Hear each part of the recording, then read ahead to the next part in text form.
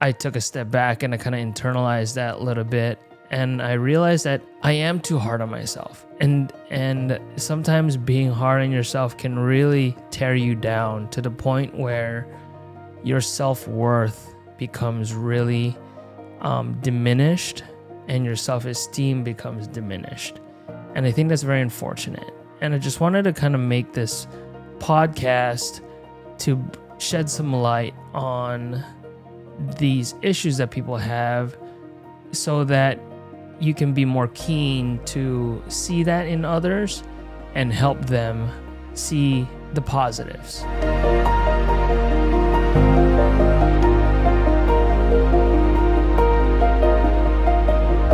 Yo, what is up, people? Doing a little something different this week. Molly, or as you can probably tell, is just gonna be a little solo podcast video today. Molly, my wife, she's at her cousin's wedding, and I had daddy duties with the boys tonight. So I'm just gonna make this random, kind of just impromptu podcast to kind of talk about what I've been going through physically and mentally the last, month now, almost month and a half. Last year, I signed up to do my first half marathon. It was the Milwaukee Lakefront Marathon. There was a marathon, a half marathon. I believe there was a 5K segment in there as well. And I was like, I've never done a half marathon before. I know I can run. Let's sign up. So I signed up, I think literally like 2 months before the race and had no plan whatsoever on training, nutrition, mobility, none of that. As far as focusing on the running aspect of fitness, I had no clue. So I kind of just like winged it. I did reach out to a good friend of mine who I raced with in Spartan, and she is a licensed like running coach, and she put together an 8-week plan for me, which I am sadly to say I didn't really follow because at the time I was doing a lot of strength training still, and I didn't know how to balance that with running. What I did was I kind of ran every now and then. I would run, a few miles here, and then I wouldn't run for a few days, and I would run maybe like 2 miles, and then I would get a little injured, like ankle be messed up or something. So I didn't really stick to a solid plan. And then when I ran the race wasn't too bad. Like the first half of it, like the first 8 miles, 7 miles at least, were pretty decent. I was running a pretty good pace. And then I crashed. I hit a wall going up the Hone Bridge in Milwaukee. Legs started cramping. Calves were just seizing up. Couldn't even run maybe 100 feet, and then had to like stop because everything was just cramping up. And that was starting mile 8. So for a good 5 miles, I was doing this run, walk, stop, run, walk, stop, because my muscles were just crazy, absolutely just trashed. And so I finished, then I crossed the finish line. Granted, I probably walked across the finish line. Longer time than I anticipated, but, my wife is my biggest fan, and she had told me, she's like, be proud of accomplishing your half marathon. Most people can't do this, and you accomplished a feat that you had set yourself on a course to do, and you did it. May not be the time that you wanted, may not have been the outcome that you wanted, but you finished, and that's all that matters. And so I'm very grateful for her and her motivation and her positivity, despite my negativity and pessimism of my performance. So to redeem myself, I signed up again for this year's Milwaukee Lakefront Half Marathon, which is scheduled for, I believe, October 6th. It's on a Sunday. This time around, I was going to follow plan. I was going to stick to it. And unfortunately, I started the plan 8 weeks before the race. So I'm on week 5 now. I just almost complete week 5. And so for the last 5 weeks, I've been pretty diligent with running, but I'm also lifting heavy still because I don't want to lose the strength that I have. This kind of training, from what I've read and seen on, fitness websites and just social media, people I follow, is that this is called hybrid training. It mixes a good mix of like running and cardio with strength training. High rocks is a type of like hybrid training, athletic competition where it's a mix of running and then strength workouts or calisthenics, plyometrics, and a lot of like kind of mix of like CrossFit without barbells and plates. So, by the way, I've always wanted to do a high rocks. I just never signed up for one because I was never good at running.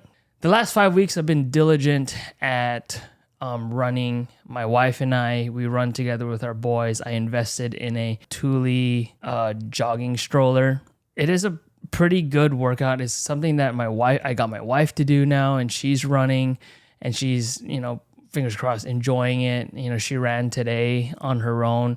And I'm very proud of like her and doing something that she didn't like doing, didn't want to do really, and sticking to it because she knows the benefits of it. And she's also motivating me to kind of stick with my plan as well. So as you can tell, I just got done with my race. I'm freaking soaked. And I usually do this sweatband sweat challenge where I just, in the past, when I was training for Spartans, I would take my headband off and I would wring it out.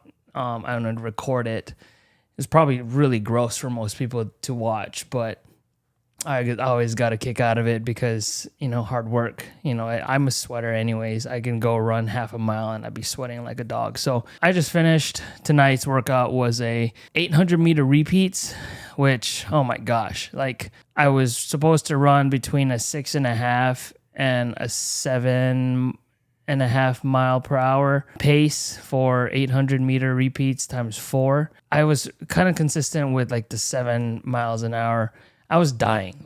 And I think the one thing that I've realized with running training is that if you want to run faster, you have to train faster. Like some people think they can just go out there and, if you want to just finish a race, that's great. And if that's a goal, great. At least you're doing something to get out there and to challenge yourself.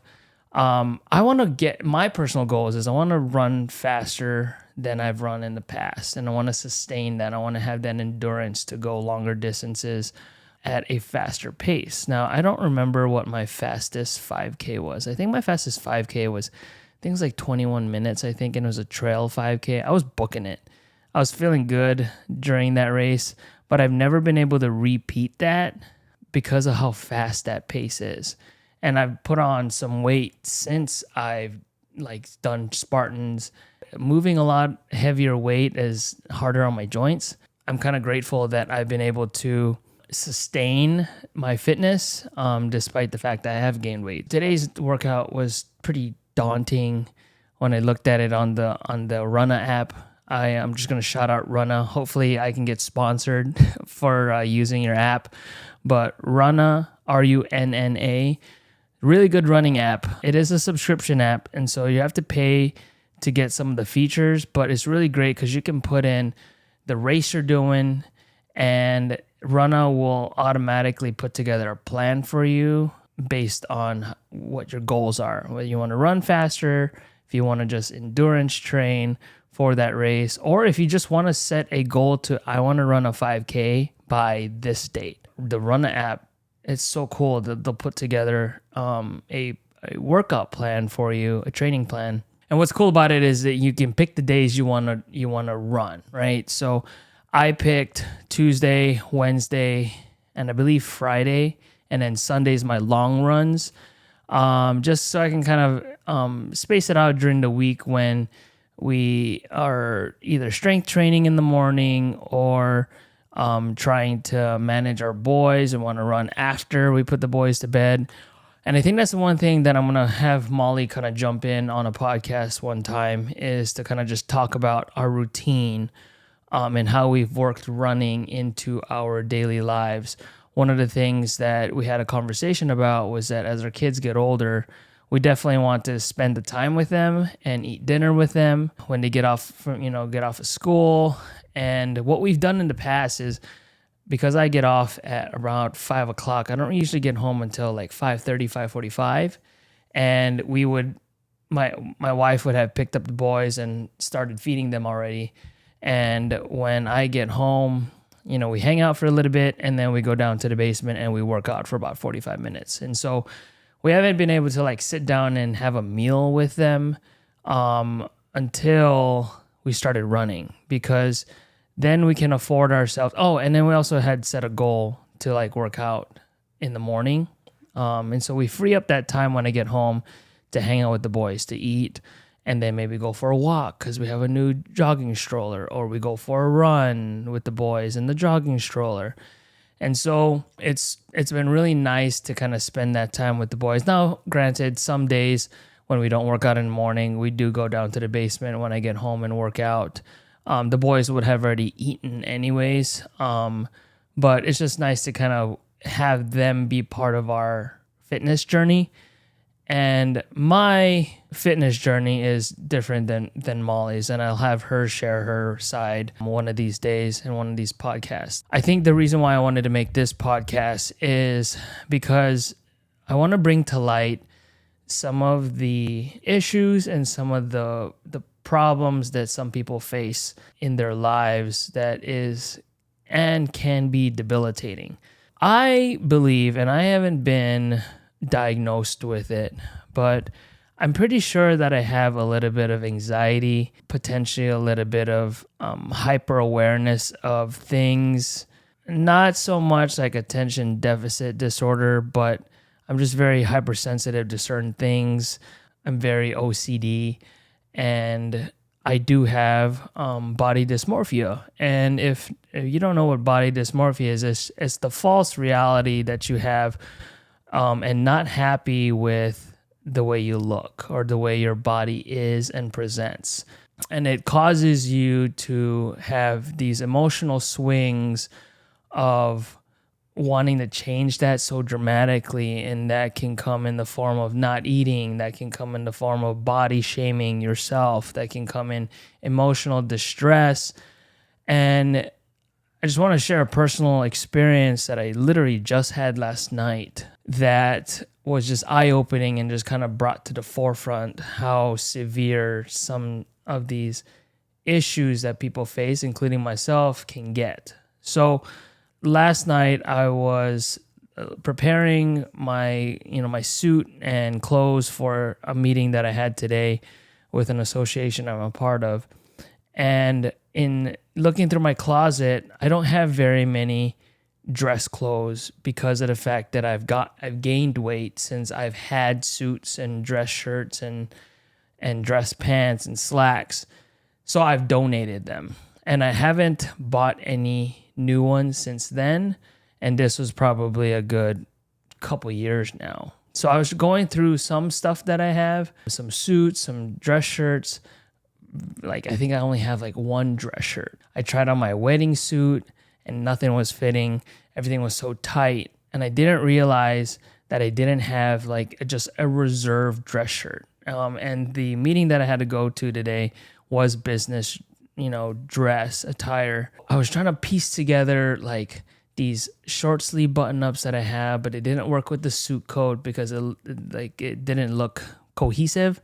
One of the shirts, the collar was really thin, so I couldn't put a tie on. Finally, there was a shirt that I had that I wore for my grandfather's funeral that fits, but it was a little loose. And so I was like, I look frumpy. I don't feel good, right? And at this point, I was getting so frustrated with myself that I gained weight, that I don't fit my clothes, that I don't feel good in my body. And I was getting stressed out, and my wife realized, that I was getting stressed out, and she was trying to calm me down. And it got to the point where I was really just breaking down emotionally inside because of this problem that I have with my body. It seems like whenever I gain weight, I gain it mostly in my belly area, which is kind of where most people will gain weight.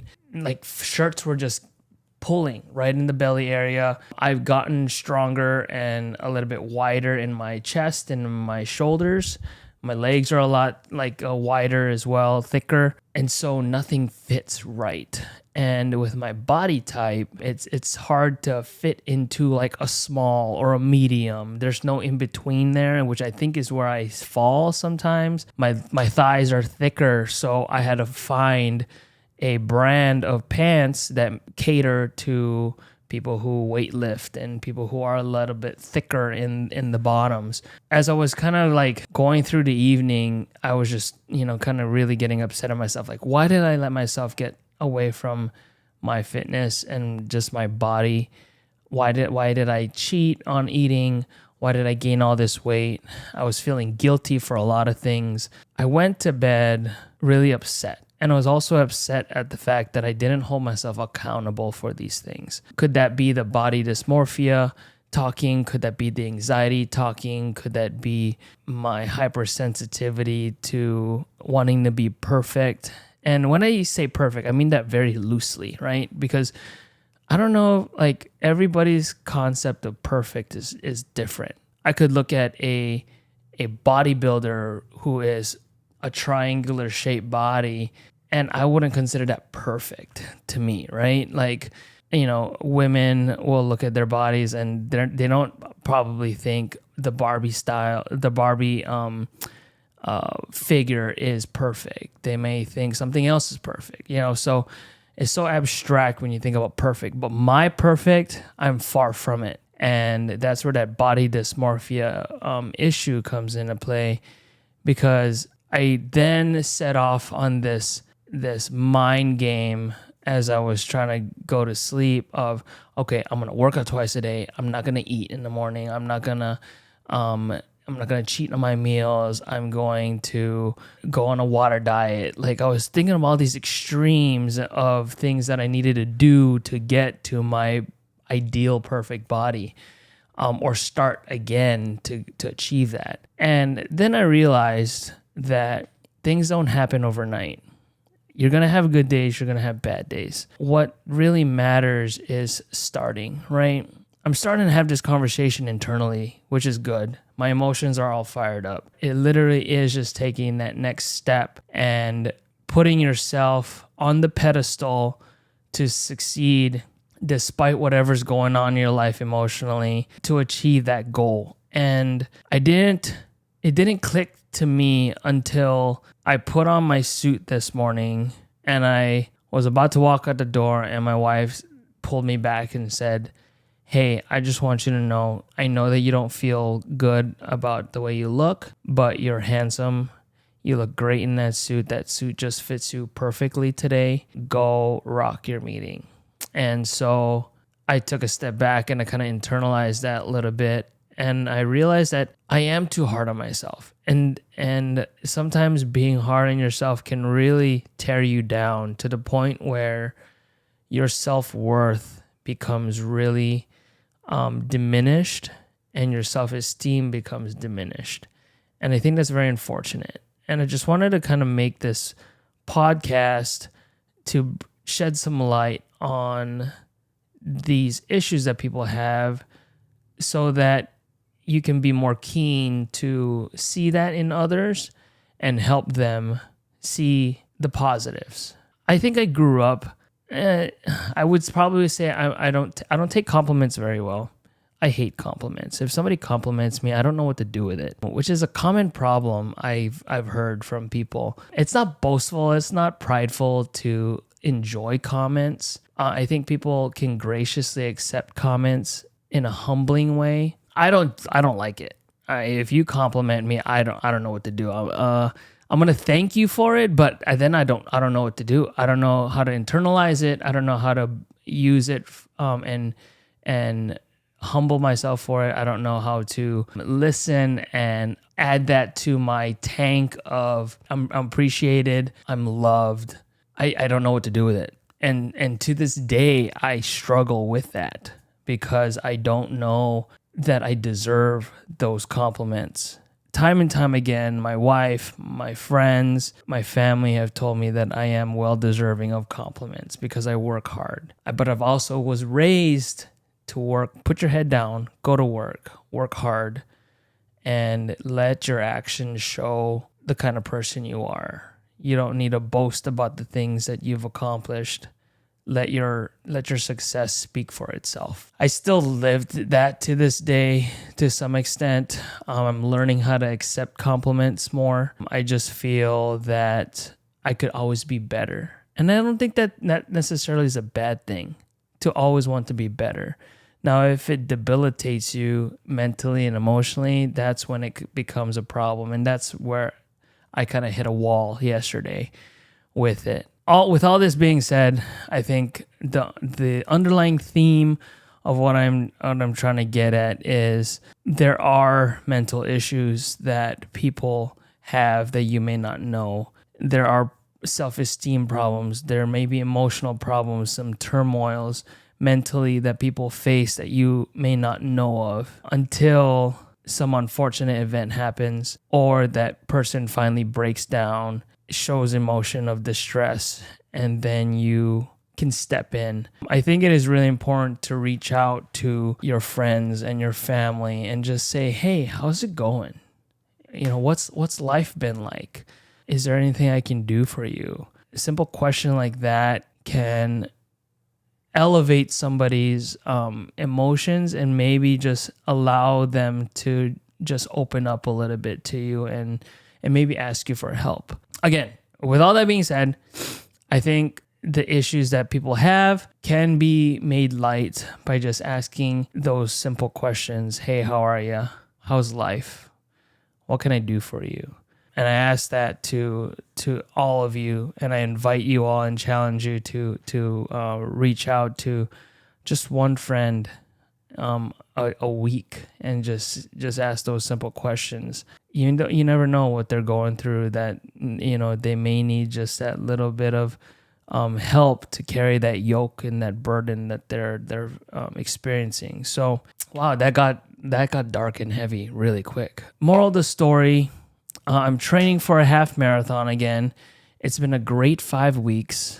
I've been tracking my weight. Fortunately enough, I've been losing weight, not as fast as I want to, but I am losing weight, just not in areas that I want to lose weight, like my midsection. Running's been great. I'm grateful that I have my wife to kind of push me and who's actually entertaining running and enjoying it at the same time, because now we can do something together that we love aside from raising our family and working out and doing life together.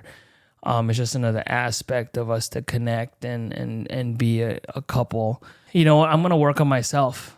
I realize that I do have body dysmorphia. I have self-image problems and issues I need to organize and evaluate on how I can better handle these kinds of emotions. I need to go shopping for a new suit, and I haven't gone shopping for a suit in forever. So, I guess I could just go to Kohl's and buy one. But I think going forward, today's a new day, new experiences. I've had a successful meeting with the association that I'm part of. My presentation went really well, I believe. I'm just grateful. I'm grateful for this opportunity to just be candid and to be open and to just put myself out there. Most of my family and friends see me as this happy-go-lucky, always positive guy. I want to enlighten others.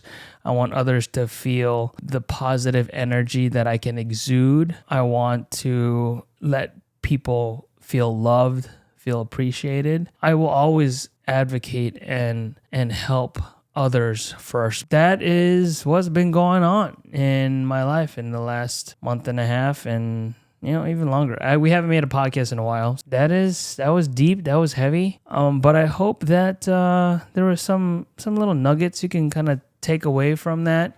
Share and internalize, and maybe help somebody out. Emotionally, physically, mentally, whatever, you can do to extend that arm. Or if you're like me and you're in the position that you just need a little help, it's okay to ask, and don't just bottle things up. Try to manage them yourselves. You do have a support system of friends and family to help you. Reach out and don't feel ashamed to get the help that you need. Even if the smallest things can turn into big things down the road. There's no problem too small to start managing earlier instead of managing them later when it just gets a little bit hairy. Thank you so much for listening, for entertaining me today. We're gonna start racking up some of these podcasts and vlogs again. We got some house projects coming. I got my race coming. Life is just cruising, and I cannot thank my wife enough for her support and my 2 little boys who just make me smile every single day. I love those kids so much. This is Jay, Unscripted Conversations Podcast. Thank you so much for having this conversation with me today. We'll catch you guys next time. Peace. La, la, la, la, la, la.